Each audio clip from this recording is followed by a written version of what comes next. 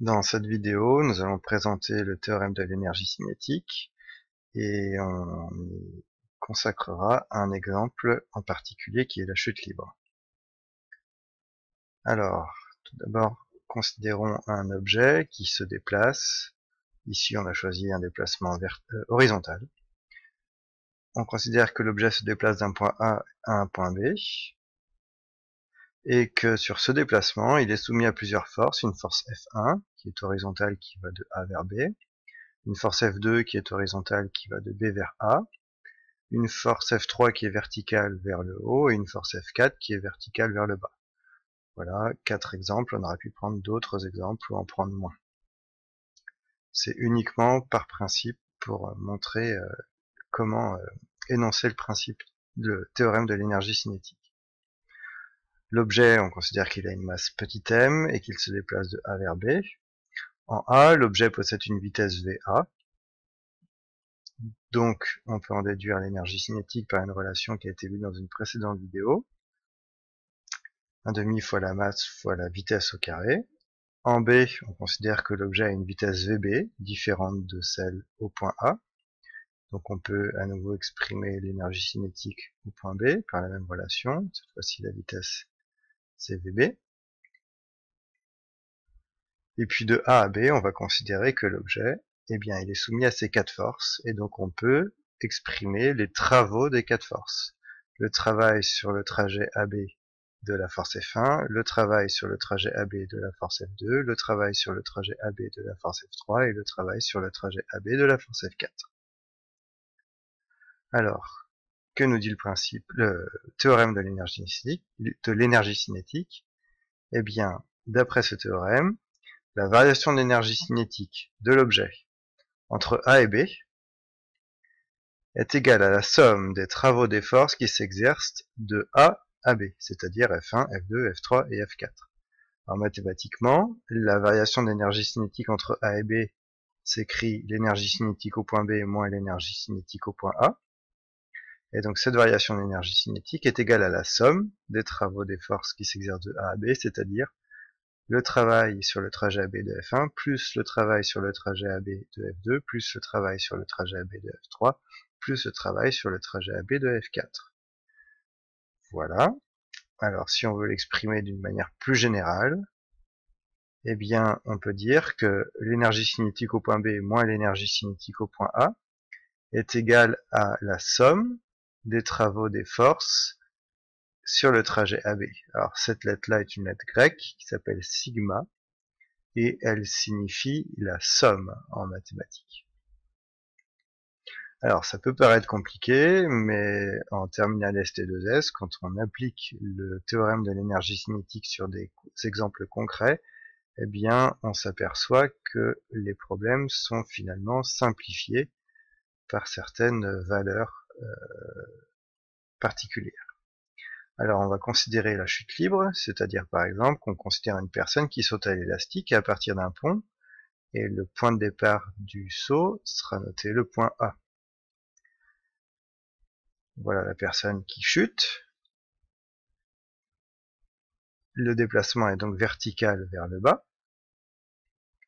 Et pendant le déplacement de chute libre, c'est-à-dire avant que l'élastique ne se tende, eh bien cette personne n'est soumise qu'à une seule force, qui est son poids, donc l'attraction exercée par la Terre sur cette personne,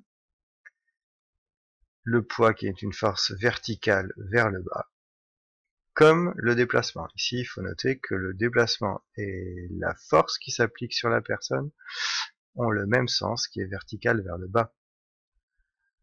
Alors, contrairement à ce qui a été dit précédemment, où on considérait 4 forces, ici le problème est simple, parce qu'il n'y a plus qu'une seule force.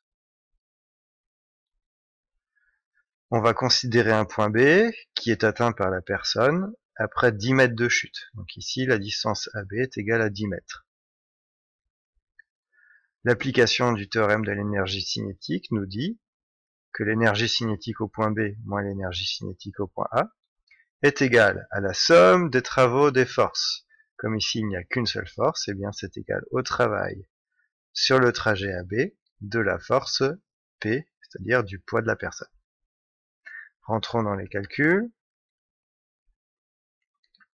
On peut considérer qu'au point A, la vitesse de la personne est nulle, c'est-à-dire que la personne se laisse tomber. Elle ne se jette pas en avant ou vers le bas. Elle se laisse tomber. Un peu comme si on lâchait une pierre simplement en écartant les doigts quand on tient la pierre dans la main. Si la vitesse au point A est nulle, donc le calcul de l'énergie cinétique est égal à 0. 1/2 fois la masse fois la vitesse au carré. 0 au carré, ça fait 0, donc l'énergie cinétique au point A est nulle. Donc déjà, la valeur 0 joule pour l'énergie cinétique au point A, ça va simplifier le problème. Ensuite, on va calculer le poids de la personne, ce qui va nous être utile ensuite pour calculer le travail du poids. Alors le poids, il est égal au produit de la masse par l'intensité de la pesanteur. C'est une relation qu'on voit dès la classe de 3e, et on va prendre comme valeur de l'intensité de la pesanteur 9,81 Newton par kilogramme. Parfois, pour simplifier, on arrondit à 10 Newton par kilogramme. Si on considère que la personne a une masse de 80 kg, son poids est donc égal à 80 kg fois 9,81 Newton par kilogramme, ce qui donne 785 Newton. Donc le poids de la personne est égal à 785 Newton. Maintenant, on va calculer le travail du poids de la personne de A à B. Alors, dans une précédente vidéo, on a vu comment calculer le travail d'une force. Ici, le travail du poids sur le trajet AB va être égal à la valeur de la force, à la valeur du poids, multiplié par la valeur du déplacement, donc ici la distance AB, multiplié par le cosinus de l'angle, qui est représenté par la lettre alpha, l'angle que l'on mesure entre la force et le déplacement. On a dit précédemment que la force et le déplacement étaient tous les deux verticaux vers le bas, donc l'angle entre ces deux vecteurs, entre la force et le déplacement, est égal à 0 degré. Le cosinus d'alpha quand alpha vaut 0 degré est égal à 1, cosinus 0 degré égale 1. Donc ça simplifie les calculs. Le travail de la force du poids sur le trajet AB sera donc égal à 785 Newton fois 10 mètres fois 1, le cosinus d'alpha.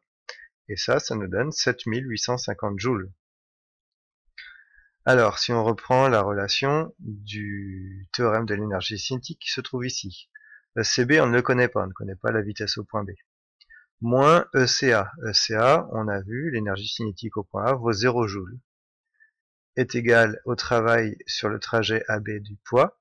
On a obtenu ici un résultat de 7850 joules. Donc on peut exprimer la relation de cette manière-là. L'énergie cinétique au point B moins 0 joule égale 7850 joules, ce qui nous donne l'énergie cinétique au point B égale 7850 joules. Alors on va s'arrêter là dans le calcul, parce que la vidéo commence à être un peu longue, mais on pourrait continuer les calculs et déterminer la vitesse au point B.